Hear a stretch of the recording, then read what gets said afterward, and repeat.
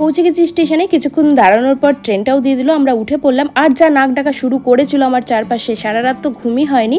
যাই হোক, ভোরবেলা একদম পৌঁছে গেলাম শিয়ালদাতে। সেখান থেকে লোকাল ট্রেন ধরে নামলাম বাঘাযতীনে, আর সেখান থেকে অটো ধরে আমাদের যেতে হবে মাসির বাড়ি। বাট অটোর মধ্যে তো বসে পড়েছি, বাট এত সকালে লোক না হওয়ায় অটোর মধ্যে প্রায় 15 মিনিটের জন্য আমাদেরকে বসিয়ে রাখা হয়েছিল, আর এতটা বোরিং লাগছিল যে কি বলবো।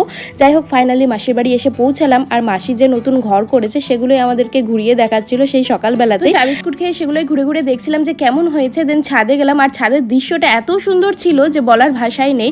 মানে খুব সুন্দর আর কি, ফটো তোলা যাবে এরকম একটা দৃশ্য ছিল। সেই ক্লিপটা তো আর নেওয়া হয়নি, বাট অন্য কোনো ভিডিওতে অবশ্যই তোমাদের সাথে শেয়ার করব। এরপর আমার নিজস্ব কিছু কাজ ছিল, তার জন্য তাড়াতাড়ি করে নিচে নেমে স্নান টান করে রেডি হয়ে বেরিয়ে পড়েছিলাম। আর রাস্তায় এত সুন্দর সুন্দর প্রতিমা দেখে আমার সত্যি মনটা খুব আনন্দে ভরে উঠেছিল। কাজগুলো সেরে এবার বাড়ি ফেরার পালা। কালকে রয়েছে ডাক্তারের অ্যাপয়েন্টমেন্ট, তো সেখানেই সকাল সকাল যেতে হবে। তো আজকে তাড়াতাড়ি বাড়ি গিয়ে ঘুমিয়ে পড়বো। আজকের মতো এতটুকুই ছিল, দেখা হচ্ছে পরের ভিডিওতে। টাটা।